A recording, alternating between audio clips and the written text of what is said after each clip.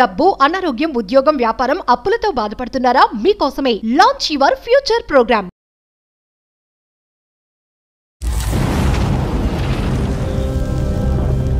ఇంటికి వెళ్ళనివ్వకుండా ఇంట్లోనే అరెస్ట్ చేసి ఇంత ఇదిగా టార్చర్ పెడుతూ ఉన్నా కూడా నేను ఒక్కరోజు ఎదురు తిరిగి ఒక మాట అనలేదు మేడం. మీరు నాతో ఫ్రీగా ఉండట్లేదు, నేను ఇబ్బంది పడుతున్నాను అనే విషయాన్ని ఎప్పుడైనా ఎక్స్ప్రెస్ చేశారా? తనకి ఎంతసేపు కమర్షియల్ మనీ మనీ మనీ అంత తప్పించి ఇంకో ప్రేమ అనేది తనలో లేదు. అంటే నీ భర్త అంత కఠినంగా వ్యవహరించడానికి నీలో ఏమన్నా ఒక లోపం ఉండుండొచ్చా? నేను ప్రపోజ్ చేసిన అబ్బాయి నాకు కనిపించాడు. అబ్బాయి నా కోసం ఇన్ని సంవత్సరాలు ఎదురు చూస్తూ ఉన్నాడా? నేను నా మనసులో మనసు లేదు మేడం. ఇంకా క్షణం నేను ఎంత అంటే అంత నరకం అనుభవిస్తున్నాను మేడం. అమ్మా అది నాన్న, ఇతను ఎవరు అని అడిగితే కనుక ఏమని సమాధానం చెప్తా? సమాజం గురించి ఆలోచిస్తే నేను బతకలేను sir. Welcome to Suman TV presents అందమైన జీవితం. ఈరోజు నాతో పాటు ఉన్నారు ప్రముఖ సైక్రాటిస్ట్ డాక్టర్ కళ్యాణ్ చక్రవర్తి గారు. నమస్తే అండి, వెల్కమ్ టు అవర్ షో. నమస్తే, థ్యాంక్ యూ. కళ్యాణ్ చక్రవర్తి గారు, మనం లాస్ట్ ఒక ఎపిసోడ్ చేశామండి. దాంట్లోనే మనం బ్రీఫ్గా చెప్పేసాం అందమైన జీవితం. ఈ జీవితంలో ఎలాంటి సమస్యలు ఉన్నా కూడా మాకు మెయిల్ చేయండి, మేమే కాల్ చేస్తాం. మీ సమస్యకి ఒక పరిష్కారాన్ని సూటిగా సుత్తి లేకుండా మేము అందిస్తామని చెప్పాము. అలానే ఒక మెయిల్ వచ్చిందండి. మరి డైరెక్ట్గా ఎపిసోడ్లోకి వెళ్ళిపోదాం. తప్పకుండా. రైట్ కళ్యాణ్ గారు, నేను మెయిల్ చూశానండి, మీకు నేను బ్రీఫ్గా చెప్తాను. స్వాతి అని ఖమ్మం నుంచి మెయిల్ చేశారు మనకి. తనకి పెళ్ళయింది, ఒక బాబు కూడా ఉన్నాడు. కానీ ఇంట్లో చాలా ఇబ్బందులు పడుతుందట. అది ఎట్లా అంటే మాటల్లో చెప్పలేనన్ని ఇబ్బందులు. తను ఏం చేయాలి అనేది డిసైడ్ అవ్వలేకపోతుంది. అది బ్రీఫ్గా మనకి మెయిల్లో పెట్టిందండి. నేను ఒకసారి అమ్మాయి నెంబర్ కూడా ఇచ్చింది, ఒకసారి మనం మాట్లాడదాము. అది పూర్తిగా విన్నాక దాన్ని బట్టి ఒక సొల్యూషన్ మీరు చెప్తారు కానీ. Sure sir. రైట్, కాల్ చేస్తానండి.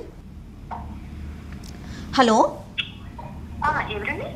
స్వాతి గారండి మాట్లాడేది?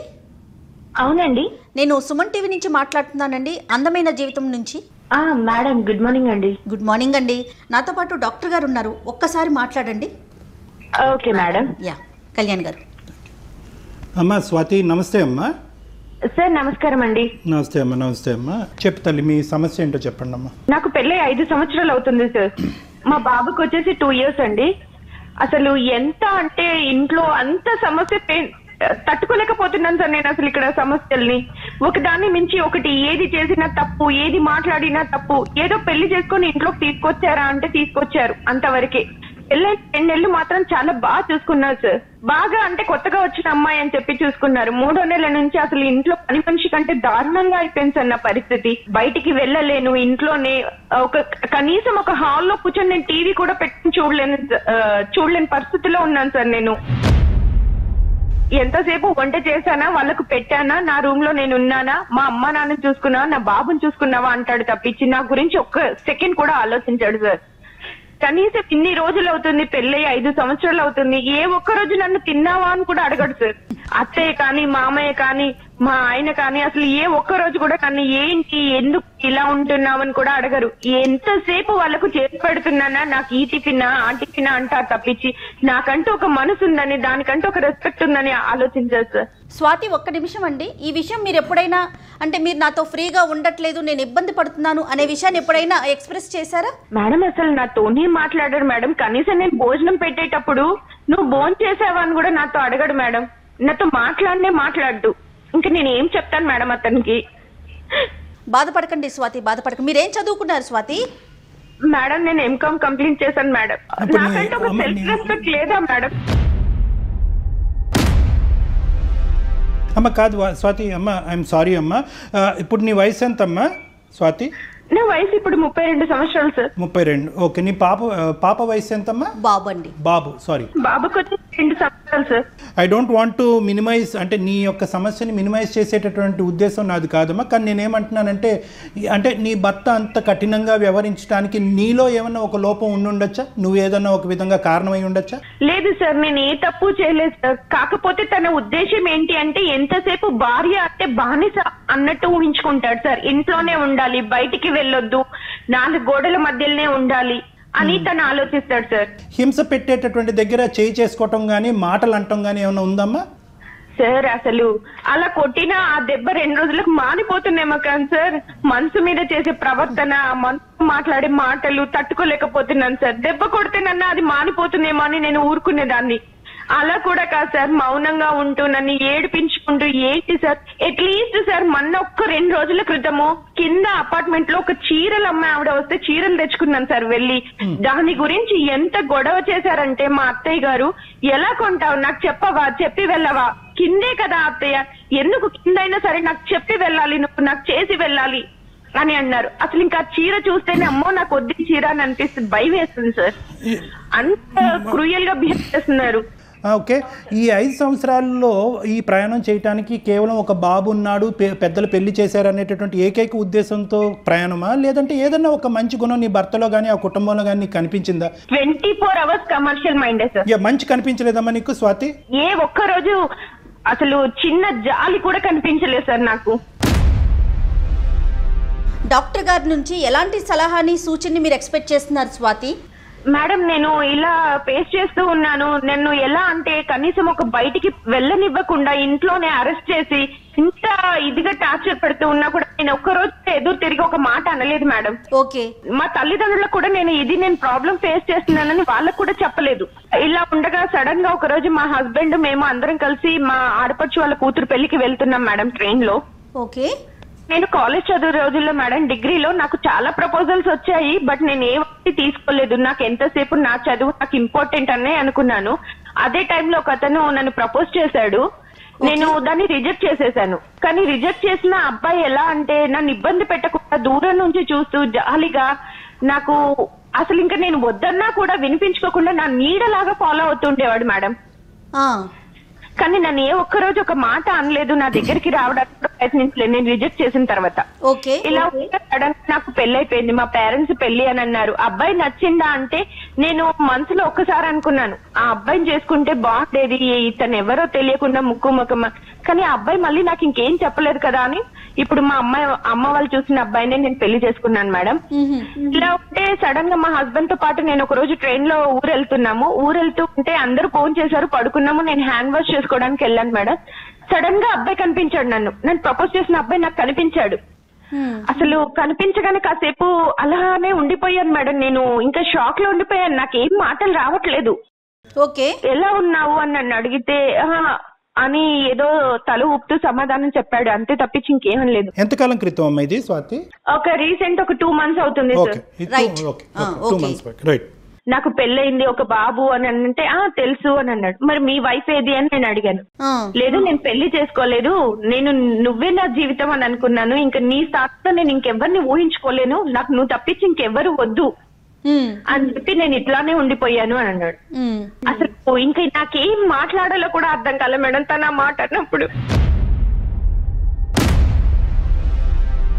అసలు ఏంటి ఒక అబ్బాయి నా కోసం ఇన్ని సంవత్సరాలు ఎదురు చూస్తూ ఉన్నాడా, నేను ఇంత బాధ పెట్టానా, ఏంటి నా వల్ల ఒకరు ఇంత బాధపడుతున్నారా, నేను పెళ్లి చేసుకున్నాను, నాకు బాబు, నేను సంతోషంగా ఉన్నాను కదా, నువ్వు చేసుకోలేదా అని అన్నాను. లేదు నేను చేసుకోలేదు, నేను ఇలానే ఉంటాను అని అన్నాడు. నేను నా మనసులో మనసు లేదు మేడం, ఇంకా క్షణం నేను ఎంత అంటే అంత నరకం అనుభవిస్తున్నాను మేడం.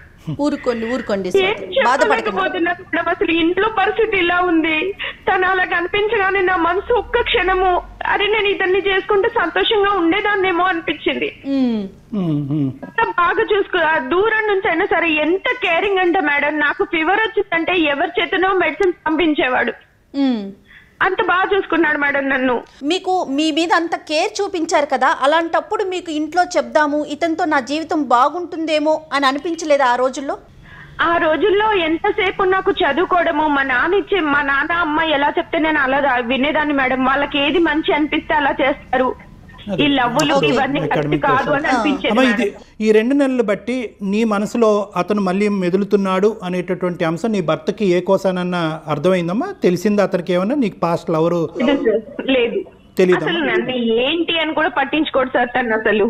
అంటే మనము ఈ సమస్యకు ఒక సొల్యూషన్ చెప్పే ముందు ఈ విషయం తెలిసే, అంటే ఇప్పుడు ఆల్రెడీ ఈ విధంగా ప్రవర్తించేటటువంటి ఈ భర్త ఈ విషయం తెలిస్తే కనుక ఇంకే విధంగా నిన్ను అంగీకరించడు అనే అంశం గురించి కూడా మనం మాట్లాడుకోవాలి. కాబట్టి ఈ అబ్బాయి నిన్ను ఇంతకుముందు ప్రేమించాడని కానీ ఈ అంశాలు ఏవి కూడా తెలీదు.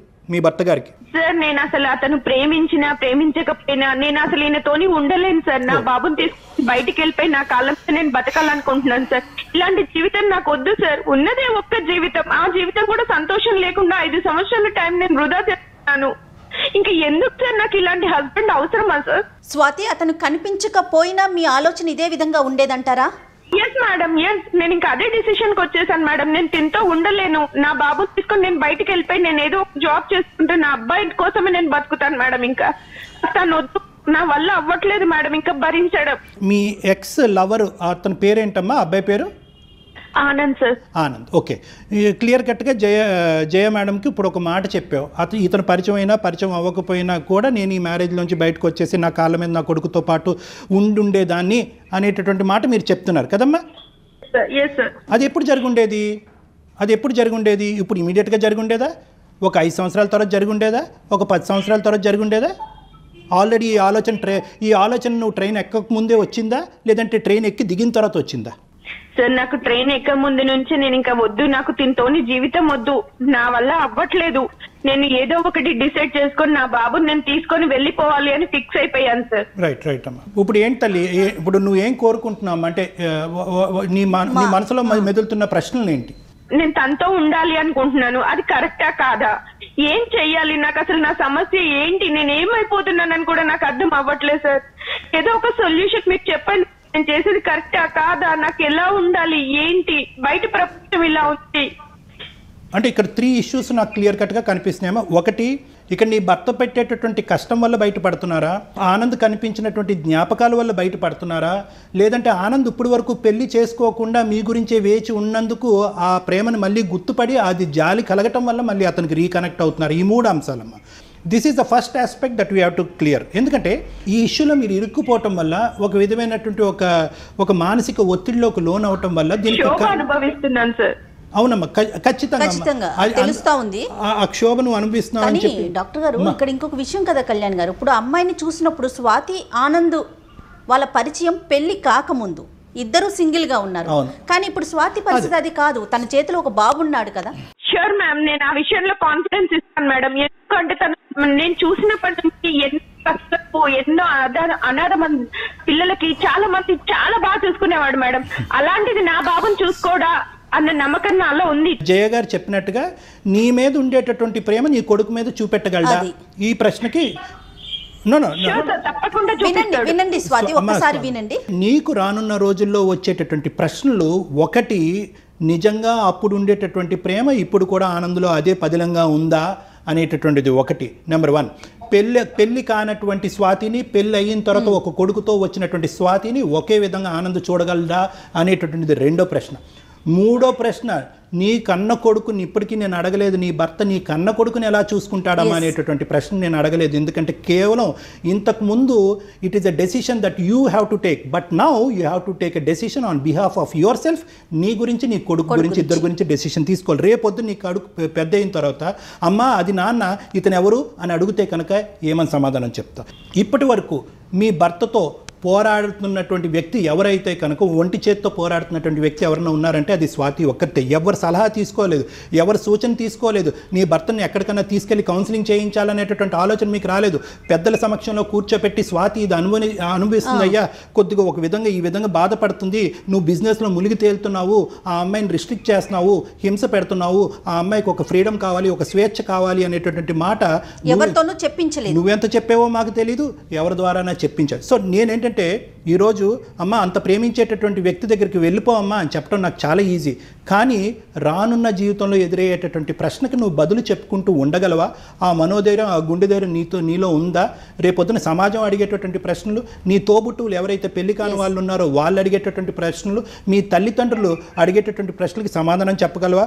ఒకప్పుడు ఆనంద్ ఇదివరకట్లా ఉండకపోతే కనుక ఆనంద్ను వదిలేసి ఎక్కడికి వెళ్తావు? సో ఇవన్నీ కూడా ఉండేటటువంటి సమస్యల మధ్య మై ఒపీనియన్, ఫస్ట్ ఆనంద్ కాదు 10 సంవత్సరాలు వెయిట్ చేసిన, ఆనంద్ 20 సంవత్సరాలు వెయిట్ చేసిన, ఆనంద్ దీనికంటే 10 రెట్లు ఎక్కువ ప్రేమించినా కూడా పెళ్ళి అయిన తర్వాత ఒక ఆడపిల్లకి కానీ ఒక మగాడి యొక్క జీవితంలో సమస్యకి పరిష్కారం భిన్నంగా ఉంటుంది. ఒకప్పుడు పెళ్లి కాలేదనుకోండి, ఇందాక జయ గారు చెప్పినట్టు సింపుల్ స్ట్రైట్ ఫార్వర్డ్ వెళ్ళి పెళ్లి చేసుకోండి, పెద్దలు డివోర్స్ ఇచ్చేస్తారు, అటు వెళ్ళి పెళ్లి చేసుకునే అవకాశం ఉంటుంది. కానీ ఇక్కడ ఒక్క నిమిషం తల్లి, ఒక్కటి option A, if you are asking me, ఈరోజు కఠినంగా అనిపించవచ్చు, క్లిష్టంగా అనిపించవచ్చు, బాధగా అనిపించవచ్చు. My solution for your problem is try to rectify your husband. నీ భర్తని మార్చుకునేటటువంటి ప్రయత్నంలో సాయశక్తులా ప్రయత్నించేద్దాం. మీ తల్లిదండ్రుల సపోర్ట్ తీసుకుందాం, కావాలంటే నాలాంటి డాక్టర్ల యొక్క సపోర్ట్ తీసుకుందాం. అప్పటికీ మార్పు రాలేదనుకోండి, అతనిలో మార్పు రాలేదనుకోండి, 5 సంవత్సరాలు వెయిట్ చేసిన ఆనందం ఇంకో 10 సంవత్సరాలు వెయిట్ చేస్తాడమ్మా, నీ గురించి వెయిట్ చేస్తాడు. నీ భర్తను మార్చుకునేంత వరకు అతను వెయిట్ చేయలేడా? లేదు, మార్పు రాలేదు, కఠినంగా వ్యవహరిస్తున్నాడు అంటే కనుక నీ ఇష్టం. అప్పుడు డైవర్స్ తీసుకుని వెళ్తావు, ఏం చేసి వెళ్తావు అన్నది నీ ఇష్టం. సార్ నేను ఒక మాట మాట్లాడొచ్చా సార్? చెప్పండి స్వాతి. సార్ తను ఎంత కమర్షియల్ అంటే సార్, అంత కమర్షియల్ మైండ్. నా బాబుకి ఒక్కరోజు సడన్ గా ఫీవర్ వచ్చింది నైట్, ఎవ్వరు లేదు సార్ నాకు తోడు. నా బాబుని పట్టుకొని నేను హాస్పిటల్ కి పరిగెత్తాను, ఆ క్షణం కూడా నాతో తోడు రాలేదు. ఈ రోజు వరకు నా బాబుకి ఏది కావాలన్నా కూడా నేనే చేసుకునేదాన్ని. నన్ను ఒక్క రోజు కూడా పట్టించుకోలేదు, నా బాబుని పట్టించుకోలేదు. ఓకే, ఇప్పుడు తనని కూర్చోపెట్టి మాట్లాడటానికి కూడా ఏం మాట్లాడతాను సార్, అసలు వినే పరిస్థితిలోనే లేడు. తనకి ఎంతసేపు కమర్షియల్ మనీ మనీ మనీ, అంత తప్పించి ఇంకో ప్రేమ అనేది తనలో లేదు. మా పేరెంట్స్ కి చెప్పమంటారు సార్, మా పేరెంట్స్ కి ఉన్న పరిస్థితుల్లో ఆల్రెడీ నాకు ఇంకో చెల్లుంది, ఆ చెల్లికి పెళ్లి సంబంధాలు వస్తున్నాయి. నేను ఇలా చేశాను, నా పెద్ద బిడ్డను తీసుకెళ్లి నా ఇంట్లో పెట్టుకుంటాను అంటే బాగుంటుందా సార్? అసలు వాళ్ళు తట్టుకోలేరు సార్ ఈ సమస్య చెప్తే. ఇంత ఫేస్ చేస్తున్నప్పుడు నేను తన దగ్గర బతకడం అవసరమా సార్? నేను ఇంకా తనకి కౌన్సిలింగ్ ఇప్పించినా తను మాట్లాడన్న నమ్మకం నాలో లేదు సార్. స్వాతిని సరిగ్గా చూసుకోవట్లేదు, తన బిడ్డను కూడా అతనేమి కేరింగ్ గా చూసుకోవట్లేదని అర్థమవుతుంది డాక్టర్ గారు. నువ్వు వెళ్ళి ఒంటరిగా ఉండాలి అని అనుకుంటే కనుక దట్స్ ఎ డిఫరెంట్ స్టోరీ. కానీ విడిపోయి ఇక్కడి నుంచి వెళ్ళిపోయి ప్రేమించినటువంటి వ్యక్తి దగ్గరికి వెళ్తే కనుక సమాజం, నీ కుటుంబం అందరూ ఏమనుకుంటారంటే కనుక నీ భర్త పెట్టినటువంటి హింస, నువ్వు పడినటువంటి బాధలు అన్నీ పక్కన పెట్టేసి ఈ అమ్మాయికి అప్పుడు ఉండేటటువంటి మోజు ఇప్పటికీ పోలేదు కాబట్టి మళ్ళీ పాత ప్రేమికుడి దగ్గర కొడుకును పట్టుకుని వెళ్ళిపోయింది అని సమాజం వేసేటటువంటి నిందని బహుశా నువ్వు భరించడం చాలా కష్టం. అది కూడా నువ్వు జాగ్రత్తగా సమాజం గురించి ఆలోచిస్తే నేను బతకలేను సార్. ఇలాంటి బతకడం అవసరమా అనిపిస్తుంది సార్. ఇంకా తనకి డైవర్స్ ఇచ్చి నేను ఇంకా తన దగ్గర ఉండలేను. నా బాబుని తీసుకుని నేను ఇక్కడ దూరంగా వెళ్ళిపోయి బతకాలనుకుంటున్నాను సార్. అది ఆనందం అని నేను అనుకోవట్లేదు, నేను దూరంగా ఉండాలి అనుకున్నాను అంతే. నాకు ఆనందం ఇలా కనిపించడంతో నాకు సరే నా గురించి ఇంత వెయిట్ చేస్తున్నాడు, నన్ను బాగా చూసుకుంటాడన్న నమ్మకం నాకు ఉంది సార్. ఈ రోజు వరకు తను పెళ్లి చేసుకోకుండా ఉన్నాడు అంటే నా కోసమే కదా సార్. స్వాతి, నేను చెప్పే జాగ్రత్తగా ఆలోచించమ్మా. ఈ వేదికకి మీ భర్త ఎక్కువ, నీ పెళ్లి ఎక్కువ, నువ్వు తక్కువ అనేది ఏమీ కాదు. We are neutral to everything. కానీ నేనేమంటున్నానంటే ఒక సైంటిఫిక్ సొల్యూషన్ కన్సిడర్ చేద్దాం. సమాజంలో ఉండేటటువంటి కొన్ని విలువల్ని కాసేపు ఆలోచిద్దాం. నీకు 32 years, నువ్వు ఇంకా చిన్నదానివి, బోల్డ్ అంత భవిష్యత్తు ఉంది, నీ కొడుకు భవిష్యత్తు కూడా నీ చేతుల్లో ఉంది. కాబట్టి నేనేమంటున్నానంటే ఖచ్చితంగా ఇదే నా నిర్ణయం, నేను బయటకు వెళ్ళి విడిపోయి ఉంటాను అంటే కనుక నేనేమంటానంటే ఆ నిర్ణయం మీద ఉండు, మేము కాదనట్లేదు. కానీ ఇప్పుడు కాదు, ఇప్పుడు వరకు వెయిట్ చేసినటువంటి నీ ఇష్యూని ఫస్ట్ టైం ఒక వేదిక మీద తీసుకొచ్చావు, ఒక కుటుంబం ఎదురుగుంటే తీసుకొచ్చావు, నీ తల్లిదండ్రులకి ఎదురుగుంటే చెప్పచ్చు. ఖచ్చితంగా చెప్పాలమ్మా, ఎన్ని సమస్యలు ఉన్నా కూడా తల్లిదండ్రులు తీర్చలేనటువంటి బాధ అంటూ ఏది లేదు. కాబట్టి ఖచ్చితంగా నీ తల్లిదండ్రులకి చెప్పాలి. ఇతని నుంచి నీకు వచ్చేటటువంటి హింస, బాధ ఏంటి అన్నది చెప్పుకోవాలి. దానికి సంబంధించినటువంటి పరిష్కారం నీ తలకి తట్టకపోతే కనుక వాళ్ళ తలకి తట్టేటటువంటి అవకాశం ఉంది. కాబట్టి అప్పటికీ కావాలంటే మాలాంటి వ్యక్తులు ముందుకొచ్చి కౌన్సిలింగ్ చేయడానికి మేము రెడీగా ఉన్నాం.